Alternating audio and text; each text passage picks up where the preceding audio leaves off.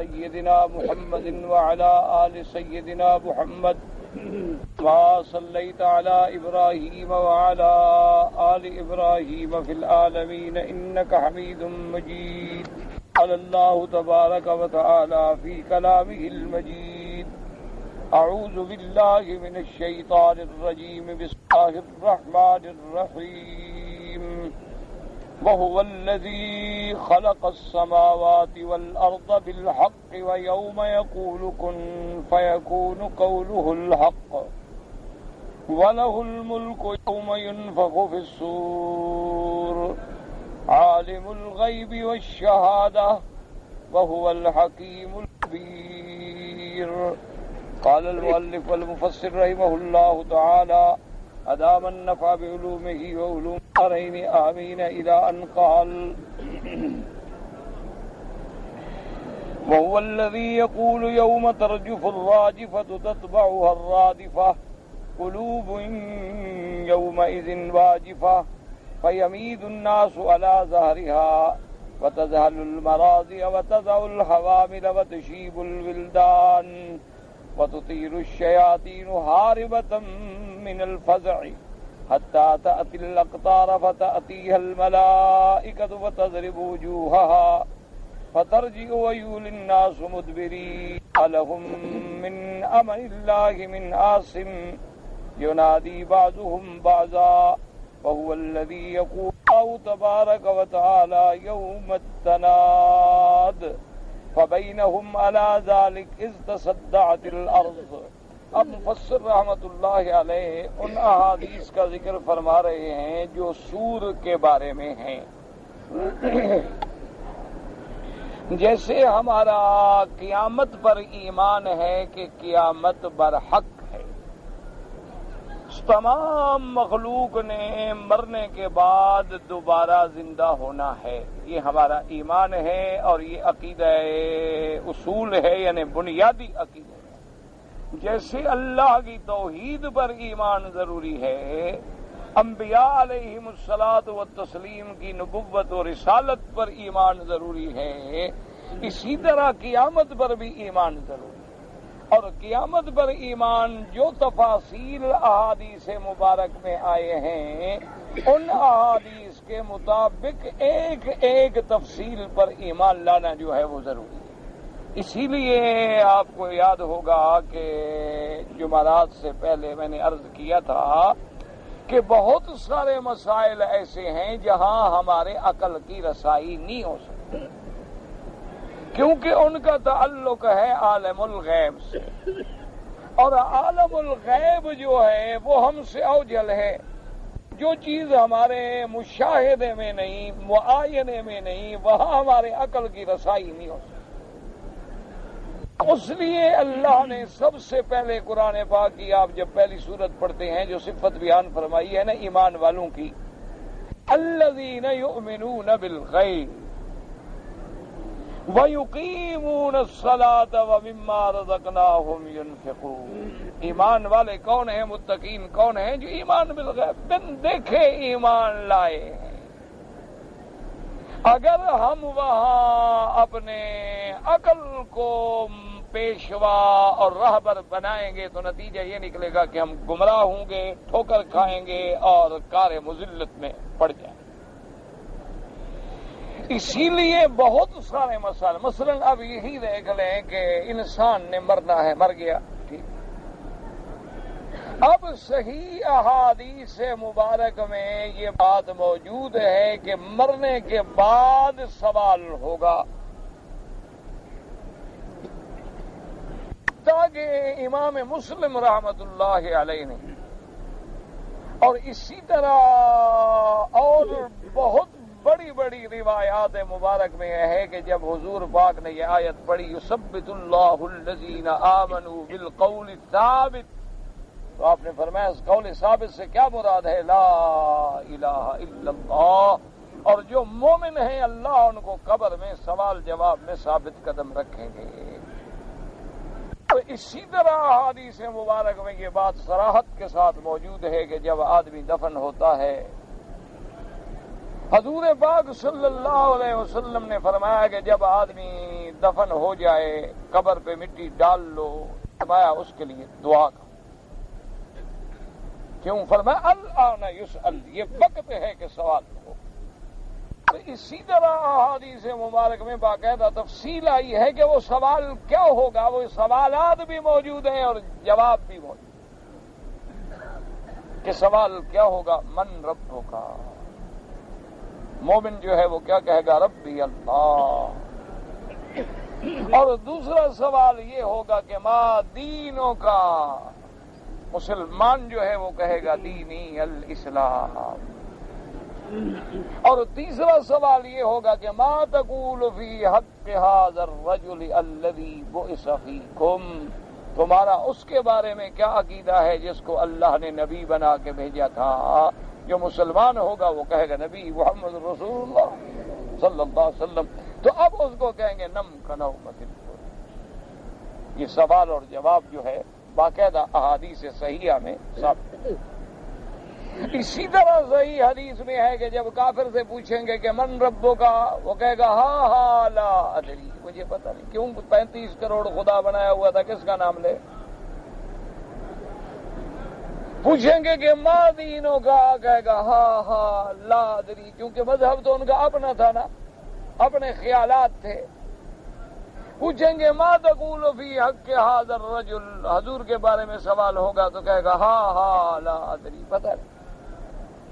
اب آپ اندازہ کریں کہ ایک حدیث مبارک میں ہے کہ دعا کرو سوال ہوگا، دوسری حدیث مبارک میں ہے کہ سوالات کیا ہوں گے، تیسری حدیث مبارک میں ہے کہ مومن سے سوال یہ ہوگا اور مومن کا جواب بھی یہ ہوگا، اور تیسری حدیث میں ہے کہ کافر سے یہ سوال ہوں گے اور کافر کا جواب بھی یہ ہوگا. اتنی بڑی وضاحت موجود ہے. لیکن اب جو لوگ بیچارے اسی مسئلوں میں عقل کے ٹھوکروں میں پڑ گئے کہ سنتا ہے نہیں سنتا ہے، زندہ ہے نہیں زندہ ہے، نتیجہ یہ نکلا کہ عذاب قبر کا بھی انکار کر گئے. کیا ہو گئے؟ پٹڑی سے ہٹ گئے. مسئلہ تو تھا سننے نہ سننے کا، انجام کہاں تک پہنچا کہ عذاب قبر کا بھی انکار ہو گیا اور احادیث رسول کا اور اللہ کے قرآن کا انکار ہو گیا. جب اللہ نے قرآن مقدس میں یہ فرما دیا ہے کہ ادخلوا آل فرعون اشد العذاب، اور دوسری جگہ فرمایا ہے کہ اغرقوا فادخلوا نارا، غرق ہونے کے بعد فوراً ہم نے عذاب شروع کر دیا، تو وہ عذاب کون سا ہے؟ عذاب قبر. اللہ نے فرمایا کہ النار یعرضون علیہا غدوا وعشیا، صبح و شام ان کو جہنم دکھلائی جاتی ہے. وَيَوْمَ تَقُومُ السَّاعَةُ أَدْخِلُوا آلَ فِرْعَوْنَ أَشَدَّ الْعَذَابِ، اور جب قیامت ہوگی پھر اس فرعون کو اور آل فرعون اتباع فرعون کو سب سے سخت عذاب جو ہے اس میں داخل کیا جائے گا. اب ہم عقل اگر لڑائیں گے تو نتیجہ ٹھوک، کیونکہ عقل ہماری جو ہے وہ یہ دیکھتی ہے کہ ایک یہودی مر گیا، نصرانی مر گیا، ہندو مر گیا، اس کو جناب کولڈ سٹوریج میں رکھ دیا گیا تو بالکل سالم رکھا ہوا ہے. اس کے مقابلے میں ایک مسلمان مر گیا تو گل گیا. اب عقل تو کام نہیں کرتی کہ عذاب کیسے ہوتا ہے، کہ عالم برزخ جو ہے وہ عالم غیب ہے، عالم آخرت جو ہے وہ عالم غیب ہے. جب عالم غیب ہے اس عالم کو ہم نے دیکھا نہیں تو اس عالم کے بارے میں ہم اپنے عقل سے کیا سمجھ سکتے ہیں؟ ہمیں اس ذات پہ اعتماد کرنا ہوگا جس ذات کو اللہ نے عالم غیب دکھلایا ہے، اور وہ ذات کون سی ہے؟ محمد صلی اللہ علیہ وسلم. اب ہمیں قرآن و حدیث یہ کہتا ہے کہ جنت اللہ نے پیدا کر دی ہے اور جہنم بھی اللہ نے پیدا کر دی ہے. اب عقل کہتی ہے جی کہاں ہے جنت؟ اتنی بڑی جنت کدھر ہے؟ وہ تو 7 آسمان 7 زمین جو ہے اس کا عرض ہے، طول کا تو اللہ کو پتا ہے، تو اتنی بڑی جنت ہے کہاں؟ عقل تو نہیں سمجھ سکتا نا. اور جی اتنی بڑی جہنم کے جس میں اگر گرایا جائے پتھر تو 70 سال لڑکتے لڑکتے لڑکتے وہ کار میں پہنچے گا. وہ اتنی بڑی جہنم کہاں ہے؟ اب عقل میں تو نہیں آتی. اس کا نتیجہ کیا نکلے گا کہ جنت کا بھی انکار، جہنم کا بھی انکار، عذاب قبر کا بھی انکار، اور پھر اسی طرح جی سور پھونکا جائے گا۔ اب عقل میں آتا ہے کہ ایک سور ہے اور آسمانوں میں ہے اور وہاں سے پھونکیں گے اور اس کا اثر دنیا میں ہو جائے گا۔ اب عقل تو نہیں بات۔ اسی طرح حدیث مبارک میں ہے کہ ہر بندے کو صراط پہ گزرنا ہوگا، وہ پل صراط ہے۔ اب عقل میں تو نہیں آتا کہ کیسے پل صراط ہے، وہ اتنی باریک ہے، اتنی تیز ہے، اس کے اوپر کیسے گزریں گے، کیسے پار کریں گے، اور کیسے مومن گزریں گے اور کیسے کافر گریں گے۔ عقل کو یہ بات سمجھ ہی نہیں آتی، کیونکہ وہ تو عالم غیب کا مسئلہ ہے۔ عقل کیا کرے، عقل تو ٹھوکر کھائے گا۔ اسی لیے بہت سارے لوگ جو ہیں، اللہ معاف فرمائے، اللہ معاف فرمائے، انجام یہ نکلا کہ وہ قیامت کا بھی انکار کر دیں۔ اسی لیے کافر کہتے تھے نا کہ بھی کوئی قیامت وغیرہ نہیں ہے، بس یہ مرتے ہیں، اب جیتے ہیں، بس مر گئے، ختم ہو گئے، بات ختم ہو گئی، خطا سے۔ اسی لیے ان کو ٹھوکر لگی نا کہ قالوا ان ہی الا حیاتنا الدنیا نموت ونحیا وما نحن بمبعوثین۔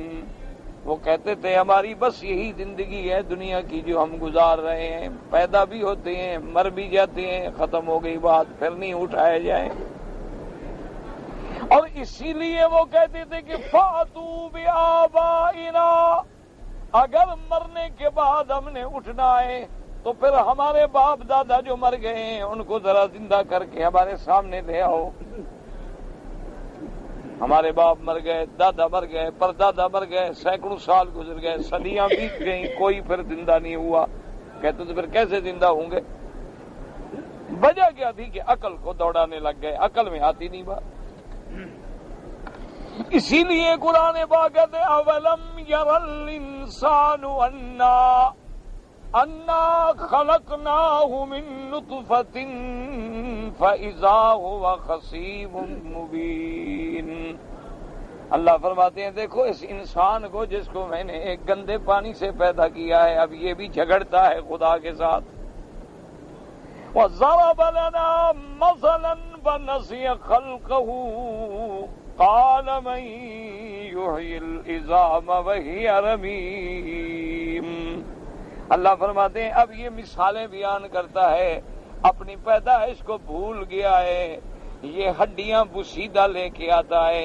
صحیح حدیث مبارک میں ہے کہ ایک کافر ایک ہڈی لے کے آیا، حضور پاک کے سامنے ایسے اس کو مسلنے کے بعد ایسے پھونک ماری، وہ اڑ گئی اور کہنے لگا یا محمد صلی اللہ علیہ وسلم، کیا آپ کا عقیدہ ہے کہ یہ ہڈی، یہ دیکھو جو ریت ہو گئی، تراب ہو گئی، مٹی بن گئی، اڑ گئی، یہ اللہ پھر اسی کو بندہ زندہ کر دیں گے؟ حضور نے فرمایا نعم، ہاں بالکل اللہ زندہ کر دیں گے۔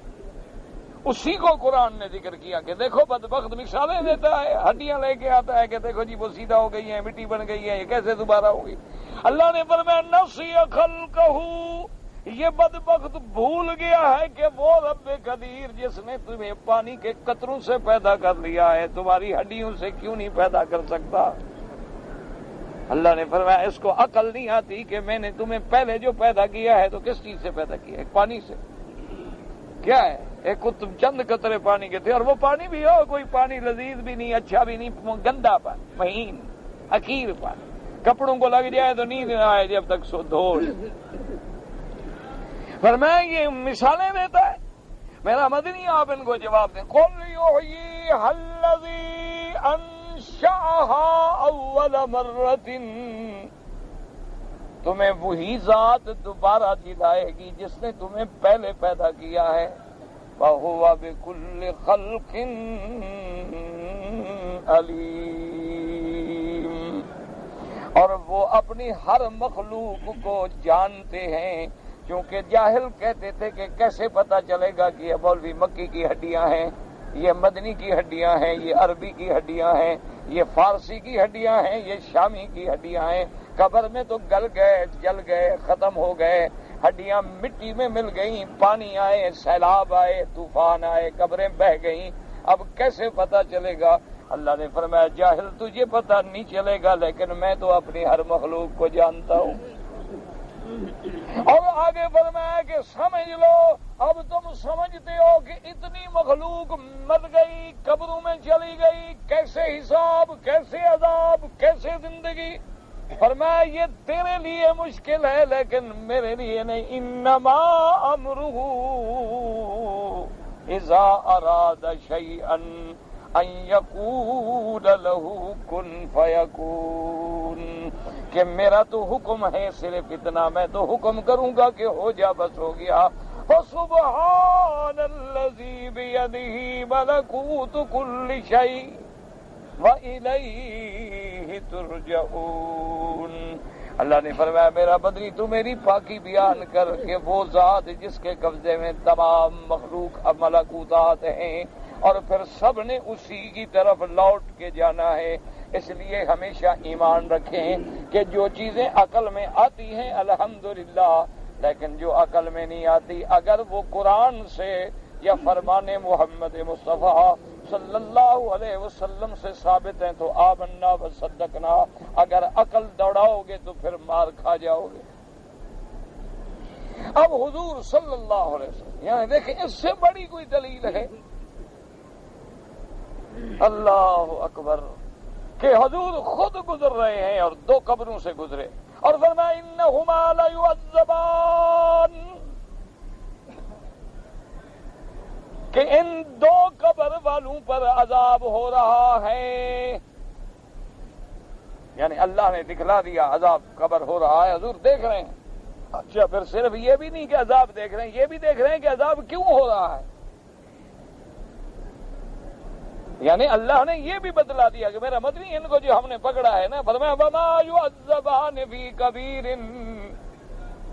یہ بندے جو ہیں ایک ایسی غلطی میں پکڑے گئے ہیں جس کو یہ بڑا بھی نہیں سمجھتے تھے. ایک چغل خوری کرتا تھا اور ایک جب وضو کرتا تھا حمام جاتا تھا پیشاب کے قطروں کا خیال نہیں کرتا تھا.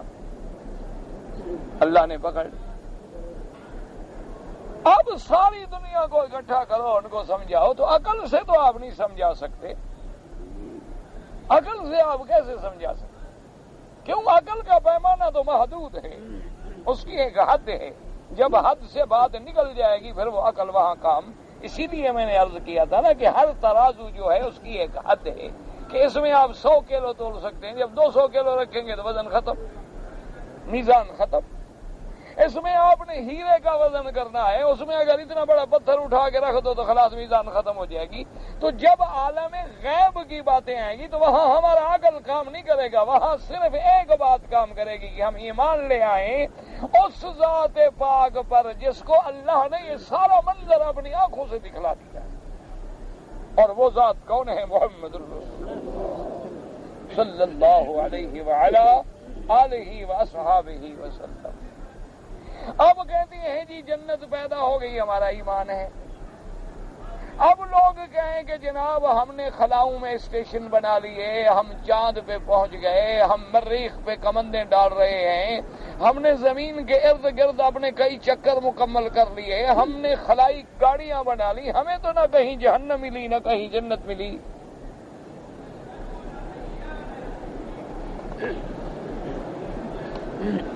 تو ان کو کیا پتا ہے. اندازہ کریں کہ باقاعدہ کتابوں میں موجود ہے اور تحقیق ہے کہ یہ سورج جو ہے نا سورج مثلا یہ دیکھو ایسے گول ہے اس کو اگر ہم ایک پائپ کی طرح خول بنا لیں تو یہ جتنا تمہاری زمین ہے نا ایسی 14 لاکھ زمینیں اس کے اندر چلی جائیں گی. تو کتنا بڑا ہوا سورج. تو پھر اس زمین کے رہنے والے کیسے کہہ سکتے ہیں ہم نے نہیں دیکھا. یعنی 14 لاکھ اتنی بڑی زمینیں اگر ہوں اور اس میں داخل کرو تو اندر چلی جائیں گے. اس سے صرف ایسے یعنی اگر ہم ایک گولائی اس کی مقرر کر لیں یعنی اتنا بڑا قرآن ہے وہ تو وہاں عقل کام نہیں کرے گی صرف ایمان کام کرے گا. اسی لیے بڑے بڑے لوگ جو تھے عذاب قبر کا انکار کر گئے. بڑے بڑے لوگ جو تھے وہ سما کا انکار کر گئے. بڑے بڑے لوگ جو تھے وہ حیات شہداء کا انکار کر گئے. بڑے بڑے لوگ جو تھے وہ حیات انبیاء کا انکار کر گئے. بات سمجھ ہی نہیں آتی وہ کہتے ہیں کیسے ہو سکتا ہے. اور جی ہوا بند ہو گئی، ہر چیز بند ہو گئی، قبر بند ہو گئی، مٹی اوپر آ گئی، کیسے کوئی زندہ رہ سکتا ہے؟ تو جب اس کا انکار ہوا تو پھر سوال جواب، اس کا انکار خود بخود ہو گیا، عذاب اس کا انکار خود بخود ہو گیا، اور جنت میں قبر میں راحت اس کا انکار بھی خود بخود ہو گیا، فرشتوں کا داخل ہونا، منکر نکیر کا پوچھنا اس کا انکار بھی، کیونکہ وہ تو مانتے نہیں، وہ تو کہتے ہیں ختم ہوگی بات، کچھ ہے ہی نہیں، خلاص۔ اس لیے ہمیشہ اچھا، اور کچھ لوگ اتنی آگے بڑھ گئے، اللہ معاف فرمائے، آج ہی میں پڑھ رہا تھا ایک اخبار میں، انہوں نے لکھا کہ ایک جگہ ہے، وہاں ایک پیر کا مزار ہے، ساتھ ایک مسجد ہے، تو اس میں ہر اذان جب ہوتی ہے تو 2 اذانیں دیتے ہیں، مثلا اذان ہو نا ظہر کی، ایک نہیں دیتے، 2 دفعہ دیتے ہیں، عصر کی 2 دفعہ، یعنی 10 اذانیں ہوتی ہیں۔ اچھا ان سے پوچھو اللہ کے بندے، ہر مسجد میں ایک اذان ہوتی ہے، تم 2 اذانیں کو کہتے ہیں؟ ایک پیر صاحب کے لیے ایک اذان جو ہے وہ تو ہے پیر صاحب کے لیے، اور ایک اذان ہے لوگوں کے لیے۔ اب وہ اتنے آگے بڑھ گئے کہ پیر صاحب اذان سنیں گے تو نماز پڑھیں گے، یعنی آپ اندازہ کریں، یعنی ادھر بڑھنے والے اتنے آگے بڑھ گئے، اور اتنا کتابوں میں لکھ دیا، اللہ معاف کرے، اللہ معاف کرے، کہ آدمی کو پڑھتے ہوئے شرم آتی ہے۔ لکھتے ہیں کہ اللہ کے اولیاء اور انبیاء جو زندہ ہیں تو ان کی ازواج مطہرات بھی قبروں میں ان پہ پیش کی جاتی ہیں، نعوذ باللہ ثم نعوذ باللہ۔ وہ اتنا آگے بڑھ گئے، وہ بھی بھٹک گئے، وہ بھی راستے سے، پٹڑی سے اتر گئے، کیونکہ وہ حیات ہے لیکن عالم ہی الگ ہے، وہ تو عالم برزخ ہے، وہ تو عالم دنیا ہے ہی نہیں، کہ ہم دنیا والے تصورات کو وہاں دوڑائیں، یہی تو غلطی ہے، یہی تو بنیادی ٹھوکر ہے۔ یہ عالم دنیا الگ ہے، عالم برزخ الگ ہے، اور عالم آخرت الگ ہے، عالم ارواح الگ ہے، عالم مثال الگ ہے، یہ سب عالم ہیں۔ جب تک ان تمام عوالم پر ایمان نہیں ہوگا اس وقت تک بات سمجھ نہیں آئے گی۔ اب دیکھیں نا جی، ایک مینڈک ہے، کنویں کے اندر ہے، اس مینڈک کی ساری کائنات کیا ہے؟ کنواں۔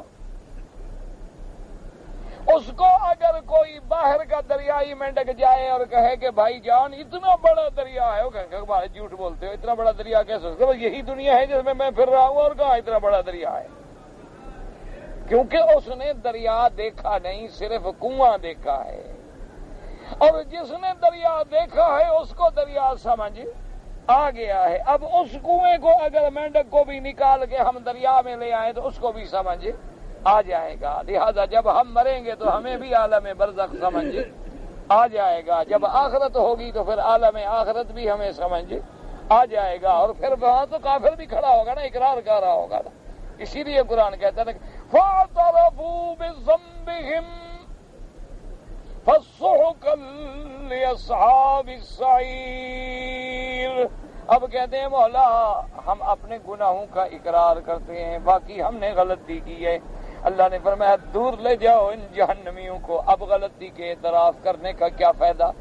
وہ تو عالم دنیا تھا، ختم ہو گیا دار العمل، اب تو دار الجزا ہے، لاکھ دفعہ اعتراف کرو گے، کرو کرو نہ کرو نہ کرو، اب کیا ہے؟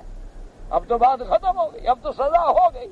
جیسے ایک آدمی کو آخری سزا ہو جائے، اب پھر وہ کہتا رہے نہ کہتا رہے، کہنے نہ کہنے سے کیا فرق پڑتا؟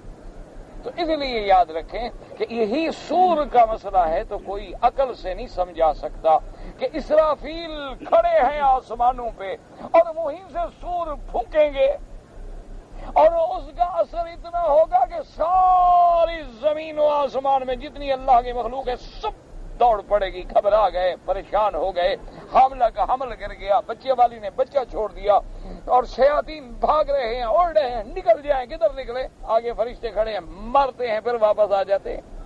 تو اس سور کا اتنا اثر ہوگا، اور پکاریں گے ایک دوسرے کو، لیکن کیا کریں؟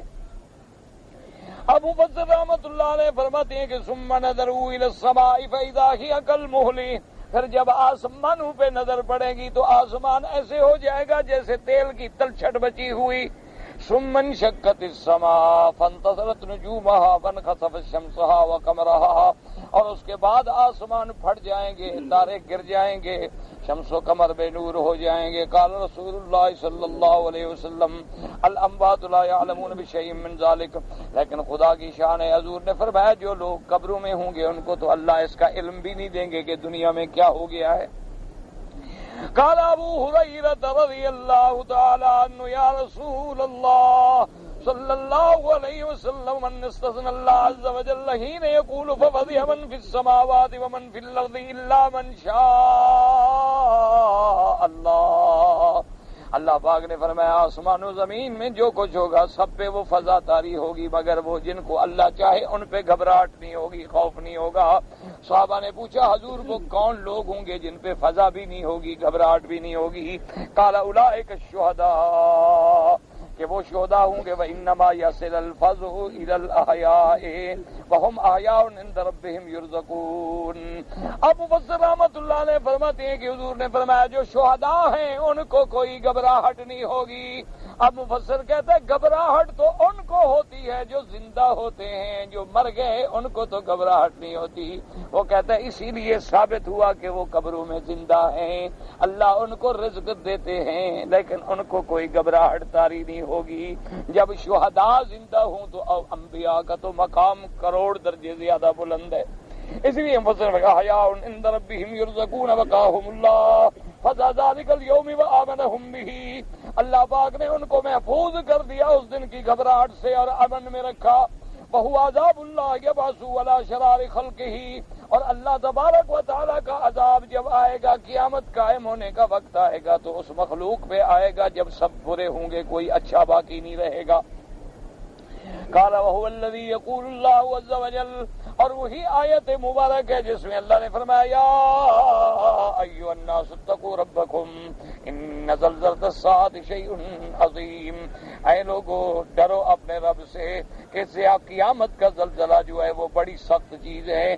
یوم ترونها تذهل كل مرضعۃ عما ارضعت، جس دن ہر دودھ پلانے والی اپنے دودھ پیتے بچے کو بھی چھوڑ دے گی۔ وتضع كل ذات حمل حملها، اور ہر حاملہ اپنا حمل گرا دے گی۔ وترى الناس سکارا وما هم بسکارا، اور جو لوگ ہوں گے ایسے معلوم ہوگا جیسے نشے میں بے ہوش ہیں، اور نشہ نہیں ہوگا بلکہ اللہ کے عذاب کی دہشت ہوگی۔ ولكن عذاب الله شديد ويقومون في ذلك العذاب ما شاء الله الا انه يطول ثم يامر الله اسرافيل بنفخة الصعق۔ اب اس کے بعد اللہ حکم دیں گے اسرائیل کو کہ اسرافیل اپنے فرشتے کو کہ نفخہ صعق پھونکو، فينفخ نفخة الصعق فيصعق اهل السماوات والارض الا من شاء الله فإذا هم قد خمدوا، اور جب نفخہ صعق ہوگا تو اس میں سے بھی اللہ جس کو چاہیں گے محفوظ رکھیں گے، ورنہ سب کے سب جو چیزیں بھی ہوں گی سب بجھ جائیں گی، ختم ہو جائیں گی۔ وجاء ملك الموت إلى الجبار عز وجل فيقول يا رب قد مات أهل السماوات والأرض إلا من شئتها، فيقول الله أعلم بمن بقي في من بقي، فيقول يا رب بقيت أنت الحي الذي لا تموت، وبقيت حملة العرش وبقي جبريل وميكائيل وبقيت أنا، فيقول الله عز وجل، اب جناب ملک الموت اللہ کی دربار میں حاضر ہوں گے اور کہیں گے کہ پروردگار عالم قد مات أهل السماوات والأرض، آسمان اور زمینوں میں جتنی تیری مخلوق کی سب پہ موت آ گئی ہے، مگر جس کو تو چاہے موت نہ آئے تو بچا سکتا ہے، چونکہ جو جنت میں لوگ ہوں گے ان پہ تو موت نہیں آئے گی۔ اسی لیے فرمایا الا من شئتا فیقول اللہ اللہ اعلم، اللہ فرمائیں گے حالانکہ اللہ جانتے ہیں، فرمائیں گے اسرافیل کون بچ گیا کون باقی رہ گیا، وہ کہے گا یا ربی بقیت انت الحی الذی لا تموت، ایک تیری ذات ہے جو باقی ہے، حی ہے جس پہ کبھی موت نہیں آئے گی۔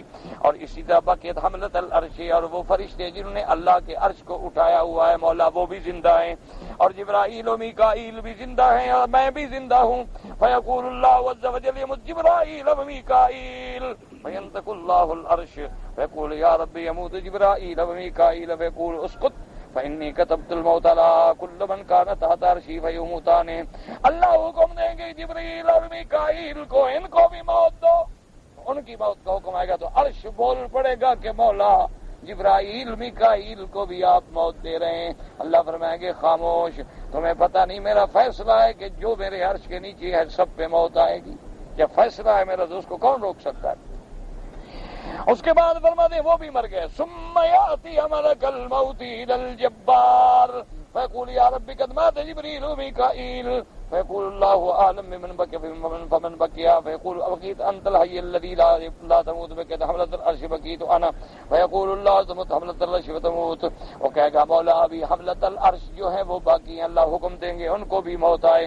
ویأمر العرش فیقبض السور من اسرافیل ثم یاتی ملک الموت فیقول یا رب قد مات حملۃ عرشک فیقول اللہ اعلم بمن بقی فمن بقی فیقول یا رب بقیت الحی الذی لا تموت بقیت انا فیقول اللہ انت خلق من خلقی خلقتک لما رأیت فمت فیموت. اور اس کے بعد پھر حاضر ہوں گے ملک الموت اور عرض کریں گے مولا اب تو حملۃ العرش بھی مر گئے, جبرائیل و میکائیل پہ بھی موت آ گئی, اب صرف میں باقی. اللہ حکم دے گے تو بھی مر جا. فَإِذَا لَمْ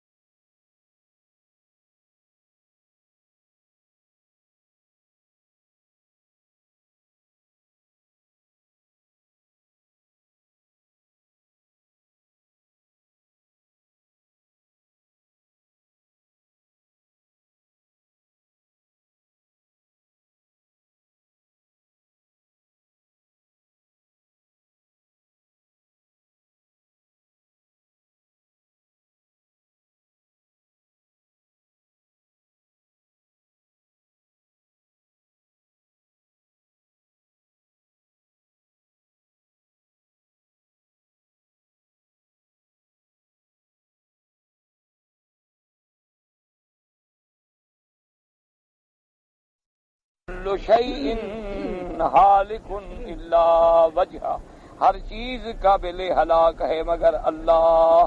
اسی طرح فرمایا کل من علیہا فان فیبقى وجہ ربک ذو الجلال والاکرام. اللہ کی ذات باقی کان آخرا کما کان اولا, کیوں اسی کی صفت ہے هو الاول والآخر والظاہر والباطن وهو بكل شيء علیم. باقی یاد رکھیں موت جو ہے وہ ہر چیز پہ آئے گی, تمام انبیاء, تمام شہداء, تمام صحابہ, تمام اولیاء, تمام فرشتے, تمام اللہ کی ساری مخلوق پہ موت آئے گی. موت برحق ہے, جس کا انکار کرنا جو ہے اللہ کے قرآن و حدیث کا انکار ہے. موت برحق ہے, اس میں کوئی شبہ, سب پہ موت آئے گی مگر اسی کی ذات ہے جس پہ موت نہیں آئے گی. دوی السماوات والارض طی السجل للکتب ثم دہاہما ثم یلکفہما ثلاث مرات ثم یقول انا الجبار انا الجبار انا الجبار. اللہ تبارک و تعالیٰ اپنی قدرت سے آسمانوں اور زمینوں کو لپیٹ دیں گے جیسے کہ تم کتاب کے کاغذ کو لپیٹتے ہو. اللہ چاہیں گے تو پھر ان کو کھول دیں گے جیسے وہ چاہیں کھولنا. اور اس کے بعد فرمائیں گے انا الجبار, میری صفت جباریت ہے. یاد رکھو جباریت اور کبریا صرف اللہ کی شان ہے, اس لیے اللہ کو کبھی تکبر پسند نہیں. ہمیشہ بچنا, کوشش کرنا. جو لوگ تکبر میں مبتلا ہوتے ہیں نا ان کو اللہ توڑ دیتے. اللہ تبارک و تعالی معاف فرمائے.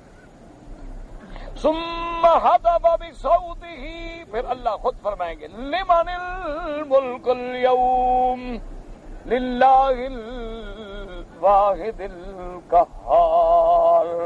اللہ پاک 3 دفعہ حکم دیں گے کہ کون ہے, کس کے لیے ملک ہے. کوئی دعوے کرے, کون دعویٰ کرے. ثم یقول لنفسه, پھر جواب بھی خود دیں گے کہ اللہ کے سوا کوئی نہیں, آج اسی کی سلطنت ہے. الواحد القہار, اور اس کے بعد اللہ نے قرآن پاک میں دوسری جگہ فرمایا یوم تبدل الارض غیر الارض والسماوات، جب زمینیں بدل جائیں گی، آسمان بدل جائیں گے، سب پھٹ جائیں، فیبسطهما ویستوهما ثم یمدهما مد العظیم، پھر اللہ ان کو ایسے کھینچ کے پھر بچھائیں گے جیسے کہ چمڑے والا چمڑے کو کھینچتا ہے. لا ترى فيها عوجا ولا امتا، کہ پھر زمین کو ایسے سیدھا کر دیں گے کہ اس میں پھر کوئی غار، کوئی ٹیڑھا پن، کوئی کجی بھی باقی نہیں رہے گی. یرجع اللہ الخلق زجرة واحدة فإذا هم في هذه الأرض مثل ما كانوا فيها من الأولى، پھر اللہ پاک حکم دیں گے ایک زجرے سے کہ ساری دنیا جو ہے اس نئی زمین پہ آ جائے گی.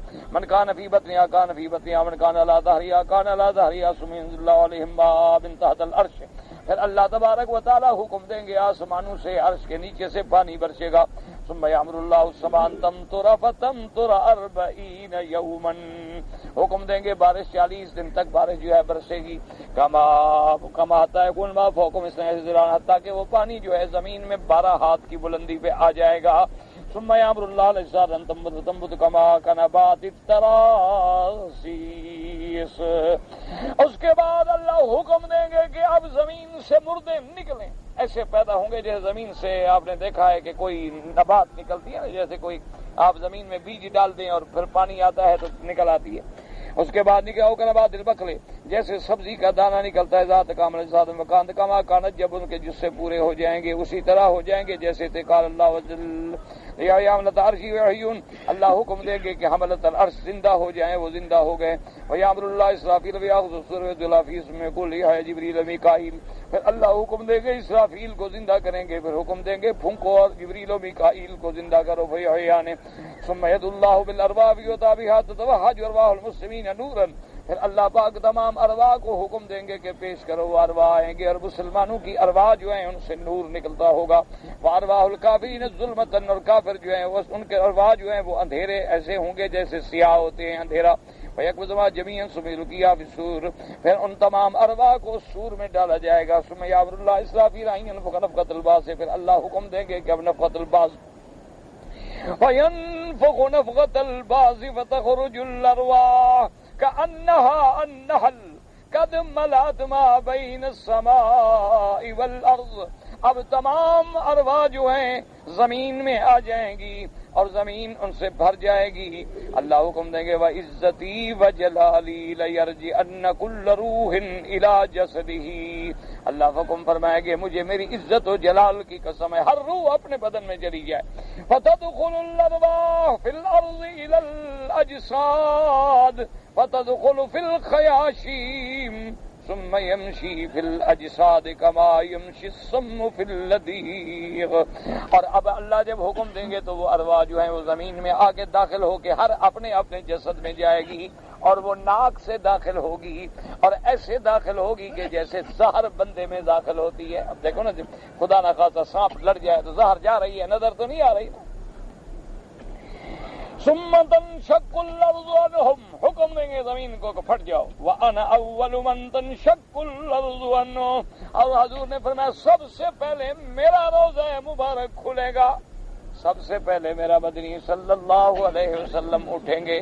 اس لیے حضور پاک نے فرمایا اللہ نے مجھے یہ شان بخشی ہے، انا اول من ينشق الارض، سب سے پہلے میرا روضہ مبارک، میری قبر مبارک کھلے گی. اور فرمایا انا اول من اقرأ باب الجنہ، سب سے پہلے جنت کا دروازہ بھی میں کھولوں گا. اور فرمایا انا اول شافع و اول مشفع، سب سے پہلے شفاعت بھی میں کروں گا اور سب سے پہلے میری شفاعت قبول ہوگی. لیکن شان دیکھیں، حضور پاک فرماتی ہیں کہ جب میں بیدار ہوں گا تو دیکھوں گا کہ عیسیٰ موسیٰ علیہ السلام اللہ کے عرش کے پائے کو پکڑ کے کھڑے ہیں. آپ نے فرمایا پتہ نہیں ان پر بے ہوشی طاری بھی ہوئی ہے یا طاری ہی نہیں ہوئی، یا مجھ سے بھی پہلے ہوش میں آ گئے، کیونکہ وہ طور پہ بے ہوش ہوئے تھے تو اللہ نے اس کا بدلہ دیا کہ آج ہوش میں پہلے آ گئے. تو اس لیے معلوم ہوا کہ ان پر ہوش اور بے ہوشی کی کیفیت ہوگی، موت کی کیفیت نہیں ہوگی، کیونکہ موت والا تو ہے وہ آپ نے فرمایا بے ہوش، آپ نے موت کا لفظ نہیں فرمایا، فرمایا نے اس کے بعد ایسے اثر ہوگا جیسے غشی. لیکن اول من یفیق، سب سے پہلے جو ہے ان کو ہوش آئے گا. فاذا هو قائم، میں دیکھوں گا کہ کھڑے ہیں اور اللہ کے عرش کا پایا پکڑے ہوئے. اور اس کے بعد فرماتے ہیں فَتَخْرُجُونَ سِرَاعًا إِلَىٰ رَبِّكُمْ تَنْسِلُونَ، اللہ حکم دیں گے کہ اب نکلو زمین سے تمام اجساد، مُهْطِعِينَ إِلَى الدَّاءِ يَقُولُ الْكَافِرُونَ هَٰذَا يَوْمٌ عَسِرٌ، اب پکارنے والے کی طرف دوڑ کے جا رہے ہیں، اور کافر کہیں گے آج کا دن جو ہے بڑا سخت ہے، بڑا شدید ہے۔ اور جب نکلیں گے حفاتن عراتن غرلا، پاؤں میں جوتا نہیں ہوگا، سر پہ کپڑا نہیں ہوگا، بدن پہ کپڑا نہیں ہوگا، اور اسی طرح نکلیں گے جیسے کہ پیدا ہوئے تھے۔ فَتَقِفُونَ مَوْقِفًا وَاحِدًا مِقْدَارُهُ 70 عَامًا لَا يَنظُرُ إِلَيْكُمْ وَلَا يَقْضِي بَيْنَكُمْ فَتَبْكُونَ حَتَّىٰ تَنْقَطِعَ الدُّمُوعُ۔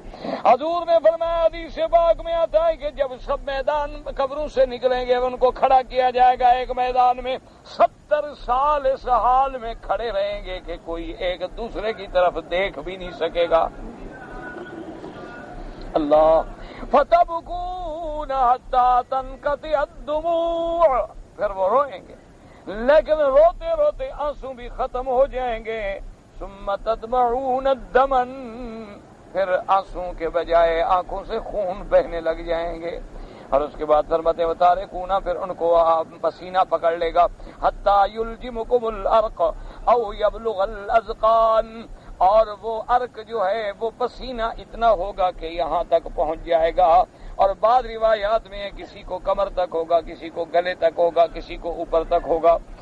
وَتَقُولُونَ مَن يَشْفَعْ لَنَا إِلَىٰ رَبِّنَا فَيَقْضِي بَيْنَنَا، اب پھر چیخیں گے اور کہیں گے کہ ہائے کون ہے جو آج ہماری سفارش کرے ہمارے خدا کے آگے، اللہ کے آگے جا کے سفارش کرے کہ ہمارا فیصلہ کریں، جو بھی سزا دیتے ہیں دیتے ہیں، یہ نہیں ہے کہ بھی ہمیں جنت میں بھیجیں، نہیں، فیصلہ فرمائیں بس۔ فَتَقُولُونَ مَنْ أَحَقُّ بِذَٰلِكَ مِنْ أَبِيكُمْ آدَمَ خَلَقَهُ اللَّهُ بِيَدِهِ، پھر ایک دوسرے سے کہیں گے کہ حضرت آدم سے زیادہ کون حقدار ہے؟ حضرت آدم ہمارا ابا بھی ہے اور وہ شان والا نبی ہے جس کو اللہ نے اپنے ہاتھوں سے پیدا فرمایا ہے، چلو آدم کے پاس چلتے ہیں۔ وَنَفَخَ فِيهِ مِن رُوحِهِ، اللہ نے اس میں روح پھونکی، وَكَلَّمَهُ قُبُلًا، اور براہ راست آدم سے بات کی۔ فَيَأْتُونَ آدَمَ فَيَطْلُبُونَ ذَلِكَ إِلَيْهِ فَيَأْبَىٰ، حضرت آدم کی خدمت میں آئیں گے کہ ابا مہربانی کرو، جا کے سفارش کرو کہ پیشی شروع ہو جائے، جو فیصلہ ہوتا ہے، لیکن حضرت آدم انکار کر دیں گے، کہیں گے ما انا بصاحب ذالک، میں نہیں سفارش کر سکتا۔ یہاں مختصر ہے، دوسری حدیث میں ہے کہ حضرت آدم بھی کہیں گے نفسی نفسی نفسی، مجھے تو اپنا ڈر ہے کہ خدا مجھ سے نہ پوچھ لے کہ کیوں درخت چکھا تھا، اگر اللہ نے دوبارہ پوچھ لیا تو پھر میں کیا جواب دے سکتا ہوں؟ اللہ حکم دے چکے تھے کہ لا تقربا هذه الشجرة فتكونا من الظالمين، اگر آج قیامت کے دن بھی اللہ پھر پوچھ لیں تو کون ہے روکنے والا؟ اللہ پوچھ لیں کہ کیوں درخت کے پاس گئے؟ آدم اسی ایک درخت کے پتے سے ڈر رہے ہیں، اور ہم کتنی درخت ہضم کر گئے ہیں پتہ ہی نہیں۔ ماشاءاللہ، اب تو خیر اللہ کا فضل ہے، جب بوڑھے ہو جاتے ہیں تو ہم سارے اچھے ہو جاتے ہیں، جب ماشاءاللہ 360 چوہا ختم ہو جاتا ہے نا، پھر بلیاں حج پہ چل پڑتی ہیں۔ چلو بھی اب اللہ کو بھی راضی کر لو، خدا کو بخشا ہو، دعا کرو بس اللہ پاک سے، ایک دل سے دعا کر دو کہ اللہ خاتمہ ایمان پہ کر دو، یہ دعا کیا کرو۔ دنیا زندگی تو بھائی گزر جائے گی، اچھی گزر جائے گی، بڑے لوگوں کی چلو پلنگوں پہ گزر جائے گی، ہماری پٹوں پہ گزر جائے گی، گزر تو جائے گی تو گزر گئی۔ رات تو دونوں کی گزر جاتی ہے نا، جو محلوں میں سوئے ہوئے ہیں ان کی بھی گزر جاتی ہے، جو مزدور بیچارہ میرا بھائی فٹ پاتھ پہ سویا ہوا ہے اس کی رات تو گزر جاتی ہے۔ اگلا فکر کرو کہ اللہ قبر حشر آسان کرے۔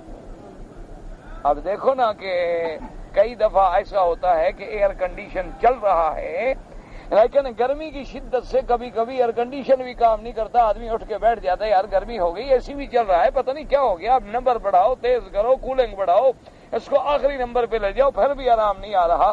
ذرا غور کرو جب مٹی کے نیچے پڑے ہوں گے،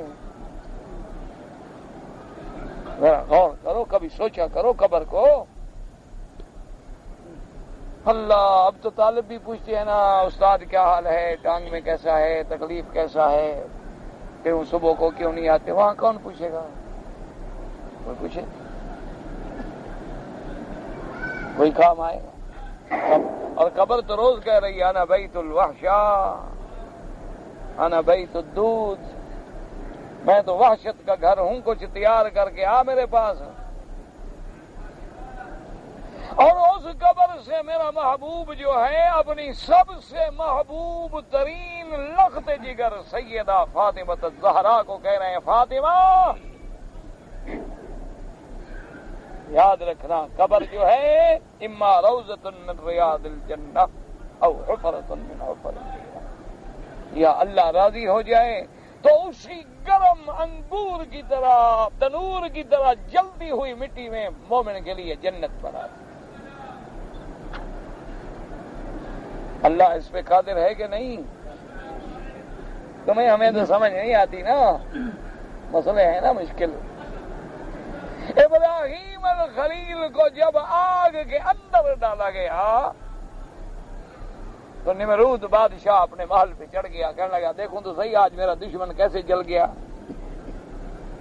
حالانکہ کیا دیکھ سکتا تھا پاگل، اپنے محل پہ کھڑا ہے اور ایک میل لمبا جو ہے وہ آگ کا الاؤ روشن ہے، بس دشمن کو دیکھتے ہوئے خوش ہوتا ہے نا آدمی۔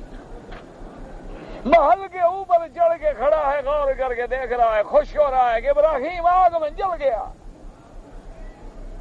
اللہ نے حکم دیا، فرشتوں حاضر مولا فرمایا ہٹاؤ پردے آگ کے، دکھاؤ میرے خلیل کو کیا کر رہا ہے خلیل۔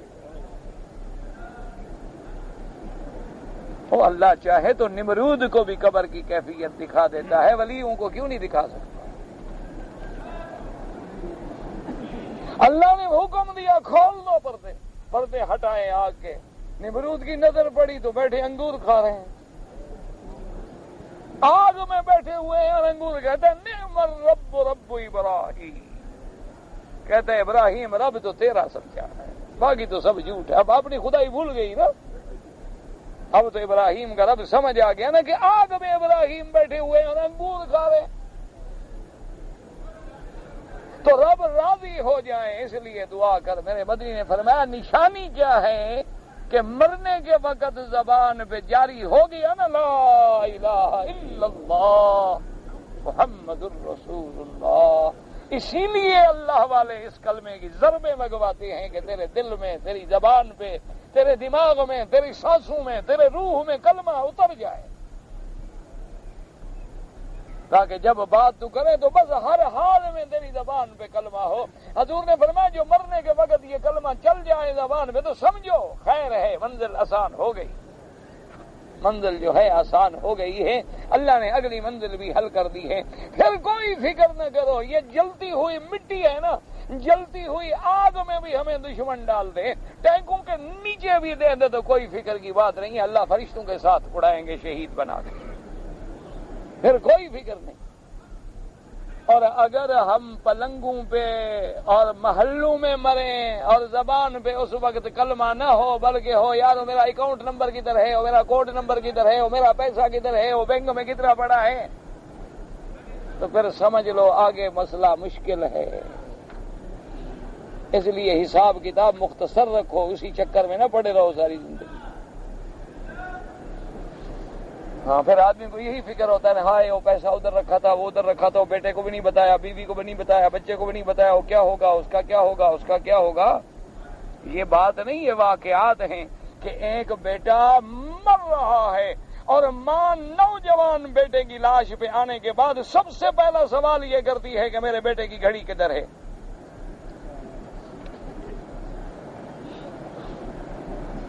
یہ واقعات ہیں، حقائق ہیں، یہ قصے کہانیاں نہیں۔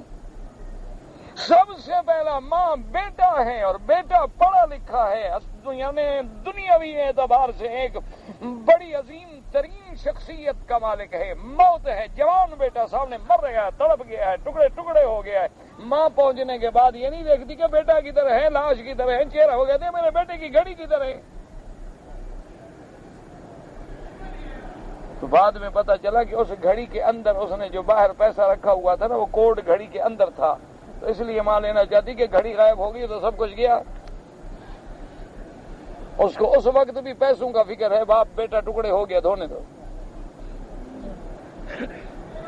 اسی لیے اولیاء اللہ جو کہتے ہیں نا اللہ کے بڑے مزے، جو چاہے سو چکھ لے، یہ پڑھنے سے نہیں آتے۔ یہ کتابیں پڑھنے سے مسئلے سمجھ نہیں آتے، بات چیزیں دیکھو نا میرے سامنے دو چیزیں رکھ دو، مجھے کیا پتا میٹھی ہے کہ کھٹی ہے جب تک چکھو نہیں۔ اسی لیے لطیفہ ہے نا، امام ابو یوسف رحمۃ اللہ علیہ ہارون الرشید کے بادشاہ کے دربار میں بیٹھے تھے، تو بادشاہ بھی اللہ و علماء کی قدر کرنے والے ہوتے تھے، تو ایسے اتفاق سے یعنی کوئی ایسا ماحول خوشی کا اچھا موڈ بن گیا بادشاہ کا، تو بادشاہ نے پوچھا امام صاحب سے کہ جی آپ نے کبھی پیٹھے کا مربع کھایا ہے؟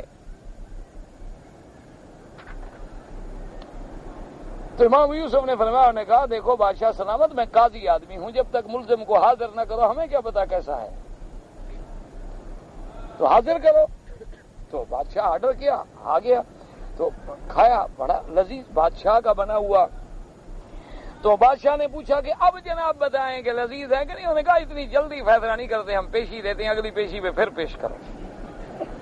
تو ایک لطیفہ ہے، میں کہنے کا مقصد یہ ہے، بعض چیزیں ہیں جن کا چکھنے سے تعلق ہے، میں لاکھ عقل لڑاؤں تو میں کیسے فیصلہ کروں گا جب تک چکھوں نہیں؟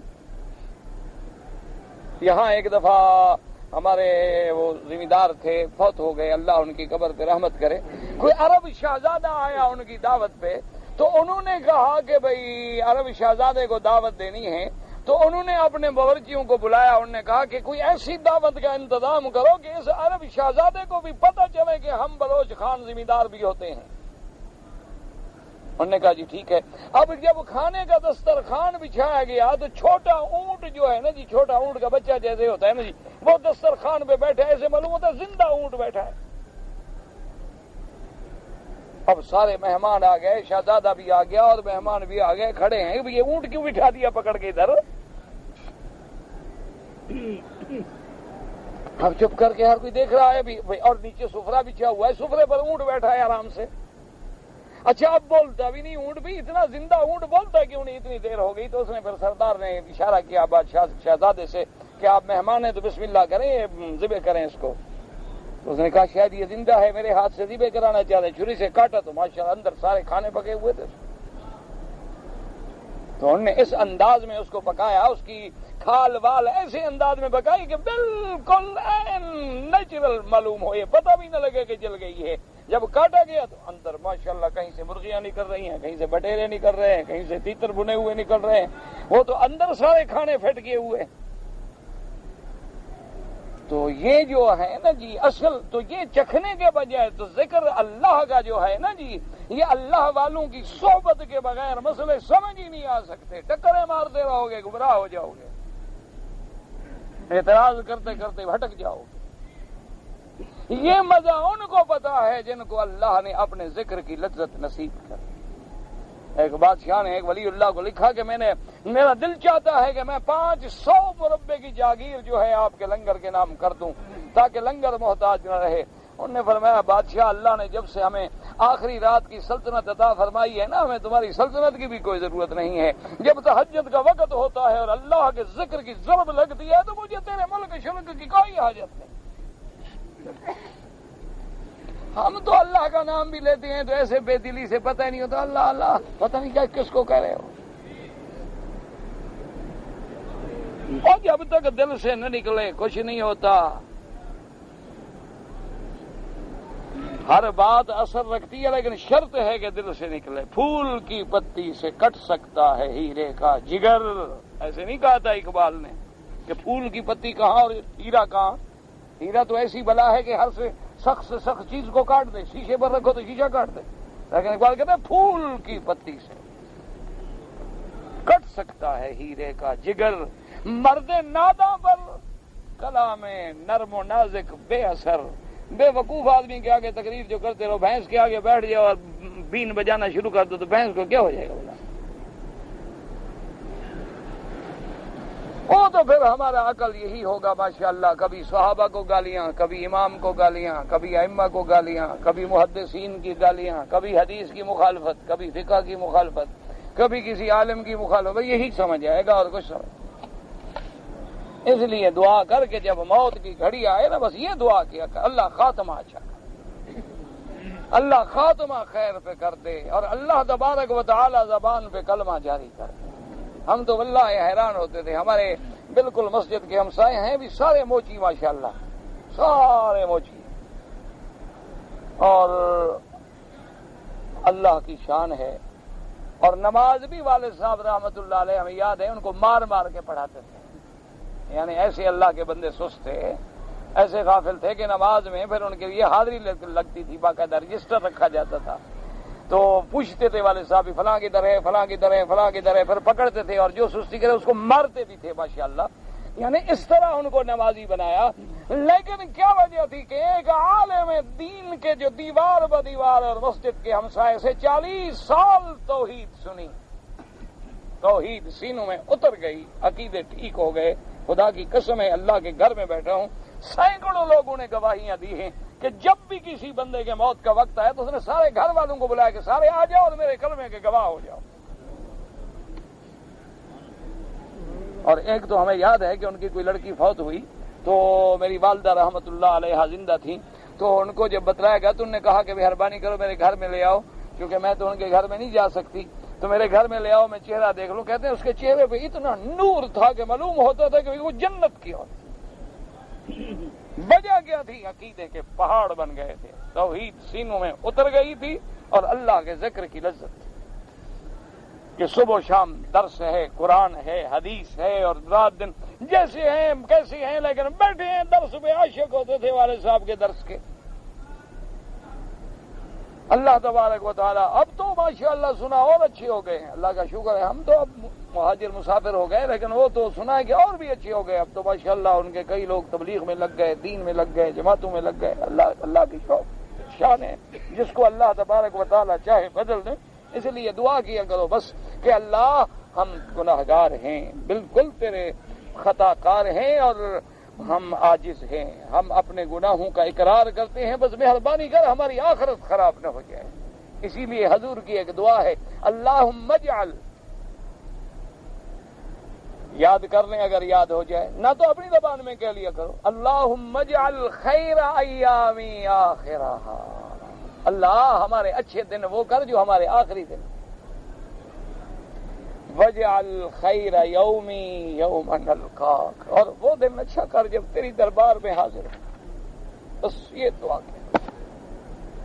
اللہم ارزقنا حسن الختام، اللہ خاتمہ خیر، اگر خاتمہ خیر پہ ہو گیا تو سب ہضم، اور خاتمہ خراب ہو گیا نا جی تو پھر تو ایک ایک ذرے کا حساب دینا ہے، اللہ پاک معاف فرما دے۔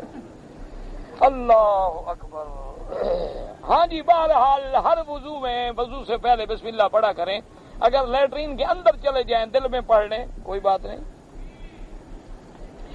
جب نماز کا وقت ہو جائے، یاد رکھو، جب اذان کا وقت ہو جائے، نماز فجر کا وقت مثلا ہو گیا، اذان ہو گئی، اب یہ ضروری نہیں کہ ہم مسجد کی نماز کا انتظار کریں، نماز کا وقت ہو گیا ہم اپنی جماعت کر سکتے ہیں، وہ پہلے کر لے، وہ بعد میں کر لے، وہ پہلے کر لے، وہ بعد، کوئی بات نہیں۔ اصل بات ہے ان الصلاۃ کانت علی المؤمنین کتابا موقوتا، کہ وقت ہو جائے، اذان ہو جائے، پھر نماز ہو جائے۔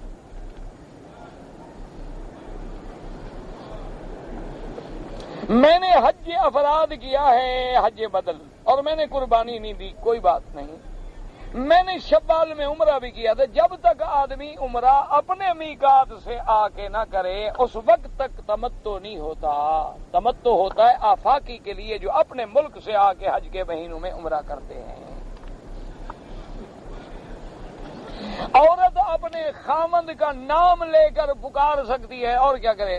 نام نہ لے تو کیا کہے؟ اشارے کرے۔ عجیب قوم ہے، نام سے شرم آتی ہے، بے نمازی سے شرم نہیں آتی۔ خامد کا نام لینے سے شرم آ رہی ہے۔ اللہ کے بندے، خامد کا نام ہے، وہ اپنی بیوی کو نام لے کے پکارے، وہ خامد کو نام لے کے پکارے، کیوں نہ پکارے؟ یعنی سید عائشہ کو حضور کیا کہتے تھے؟ عائشہ، وہ کیا کہتے؟ یا رسول اللہ، یا محمد صلی اللہ علیہ وسلم، یا علی۔ سیدہ فاطمہ جو بلاتی تھی کیا کہتی تھی؟ حسن کے ابا، حسین کے ابا۔ یہ تو تمہارے بعد ہندوؤں کی رسمیں ہیں نا کہ خامد سے شرم آتا ہے، بچے 10 جن رہے، شرم آ رہا ہے خامد سے، یہ ہندوؤں کی رسمیں ہیں۔ عورت اگر مرد کی بات پہ عمل نہ کرے تو طلاق دے دے، تم اس کی بات پہ کتنا عمل کرتے ہو؟ پہلے اپنا حساب کر لو، روزانہ ایک کاغذ رکھ لو اور اس پہ نمبر ڈالتے جاؤ، نمبر 1 نمبر 2، اتنی باتیں اس نے کہیں اور میں نے مان لی، اتنی میں نے کہیں اور اس نے نہیں مانی۔ ہفتے کے بعد ضرب تقسیم کرو کہ تم گناہگار ہو یا وہ گناہگار۔ تو نہیں نا کہ بس اس نے بات نہیں مانی، تم نے اس کی کون سی بات مانی؟ تم مانو تو کیسے ہو سکتا ہے کہ بیوی نہ مانے؟ خیرک خیرک خیرک خیرک خیرک خیرک خیرک خیرک خیرک خیرک خیرک خیرک خیرک